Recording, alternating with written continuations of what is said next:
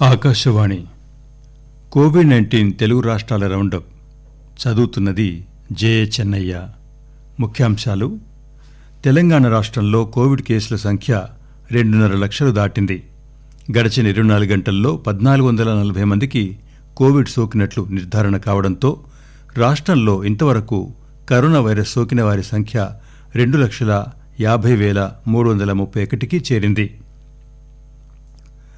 Corona ప్రభావంతో ప్రస్తుత ఆర్థిక సంవత్సరంలో రాష్ట్ర ఆదాయం భారీగా తగ్గుతున్నందున అందుకు అనుగుణంగా ఆర్థిక నిర్వహణ ప్రణాళికను రూపొందించుకోవాలని ముఖ్యమంత్రి చంద్రశేఖరరావు అధికారులను ఆదేశించారు.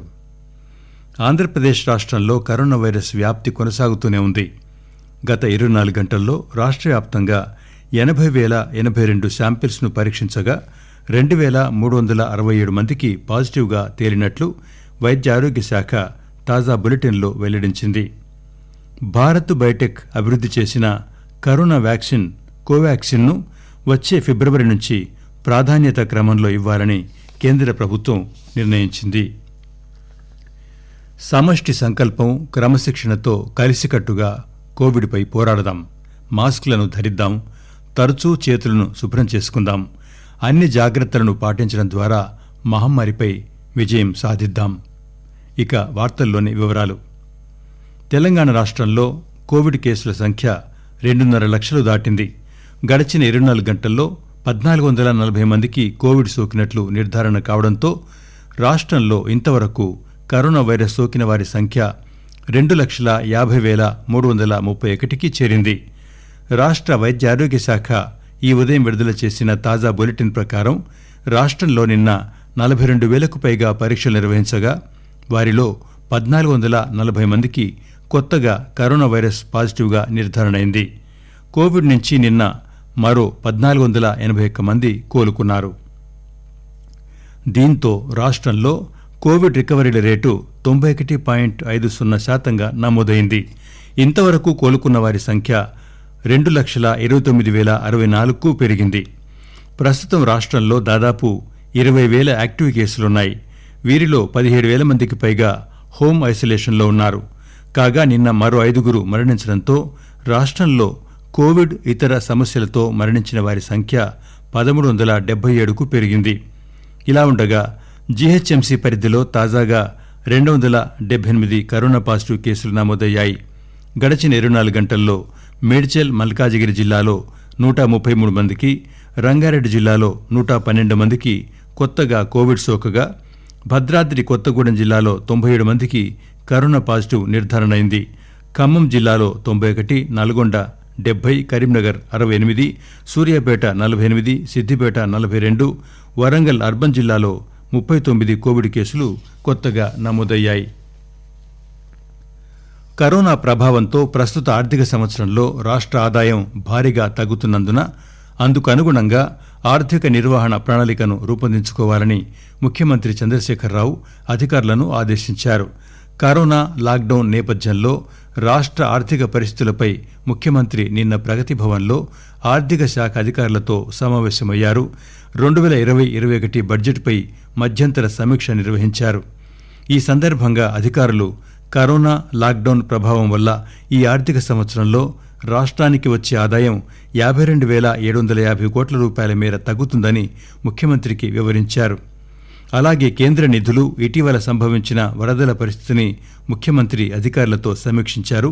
వాస్తవ పరిస్థితులకు అనుగుణంగా బడ్జెట్ ప్రతిపాదనలను సవరించాలని అధికారులకు సూచించారు. ఆంధ్రప్రదేశ్ రాష్ట్రంలో కరోనా వైరస్ వ్యాప్తి కొనసాగుతూనే ఉంది. గత 24 గంటల్లో రాష్ట్ర వ్యాప్తంగా 80,082 శాంపిల్స్ను పరీక్షించగా 2,367 మందికి పాజిటివ్గా తేలినట్లు వైద్య ఆరోగ్య శాఖ తాజా బులెటిన్లో వెల్లడించింది. దీంతో మొత్తం బాధితుల సంఖ్య 8,40,730కి పెరిగింది. తాజాగా తూర్పుగోదావరి జిల్లాలో 386 మందికి వైరస్ సోకగా పశ్చిమ గోదావరిలో 361, కృష్ణాలో 358, చిత్తూరులో 255, గుంటూరులో 226 కరోనా కేసులు బయటపడ్డాయి.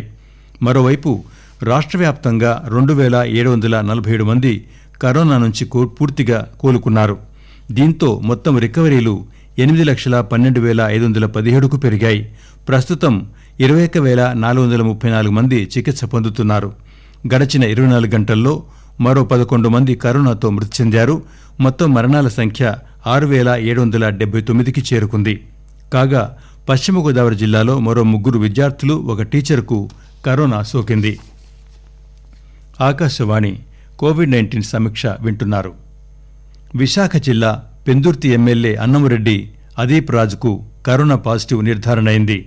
వైఎస్ జగన్ ప్రజా సంకల్పయాత్ర చేపట్టి 3 ఏళ్లు పూర్తయిన సందర్భంగా పరవాడలో వైసీపీ నిర్వహించిన కార్యక్రమంలో పాల్గొన్న ఎమ్మెల్యే అస్వస్థతకు గురయ్యారు.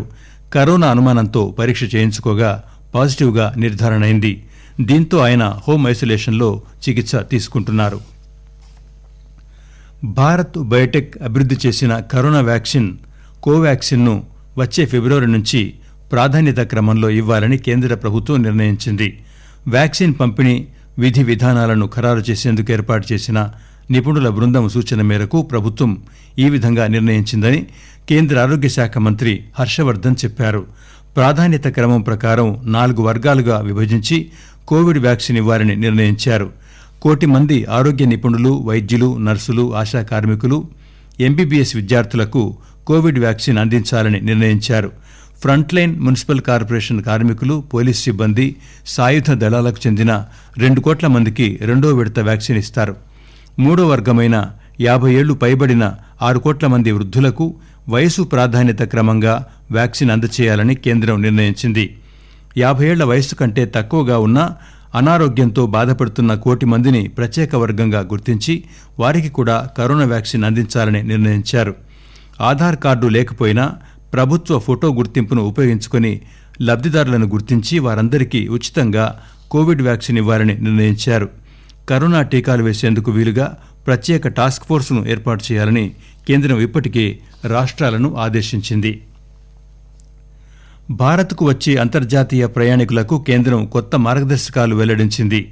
ఆర్టీపీసీఆర్ పరీక్షను చేయించుకోకుండా భారత్కు వచ్చేవారు 14 రోజుల స్వీయ నిర్బంధంలో పాటు టెస్టు తప్పనిసరిగా చేయించుకోవాలని స్పష్టం చేసింది. ఒకవేళ విమానాశ్రయాల్లో ఆ మేరకు ఏర్పాట్లు లేకుంటే 14 రోజుల పాటు క్వారంటైన్లో ఉండాల్సిందేనని తేల్చి చెప్పింది.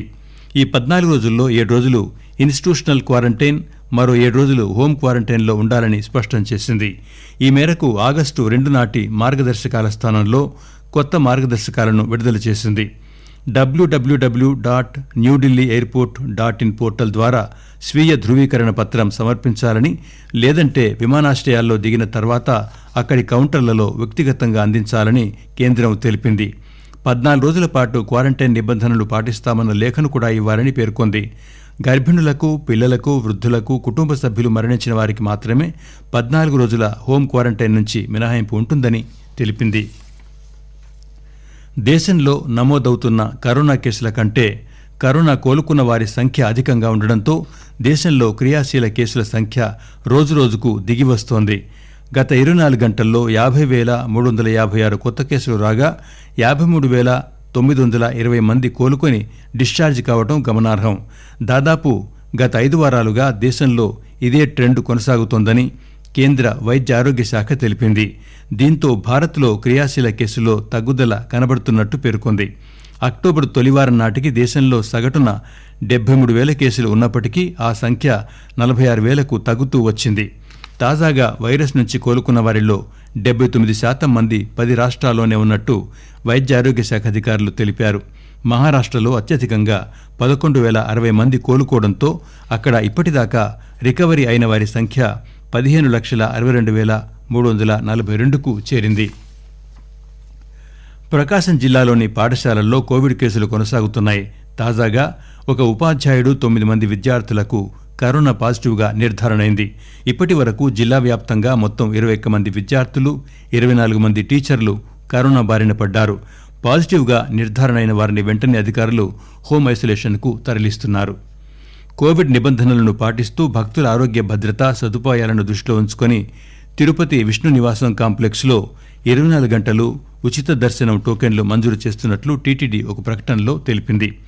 రైల్వే స్టేషన్, ఆర్టీసీ బస్టాండ్కు వచ్చే యాత్రికులు ఈ అవకాశం సద్వినియోగం చేసుకోవాలని టీటీడీ విజ్ఞప్తి చేస్తోంది. టోకెన్ల కోసం వచ్చే భక్తులు మాస్కు ధరించి చేతులు శానిటైజ్ చేసుకోవాలని సూచించింది. ఆకాశవాణి తెలుగు రాష్ట్రాల కోవిడ్-19 పరిస్థితిపై సమీక్ష ఇంతటితో సమాప్తం.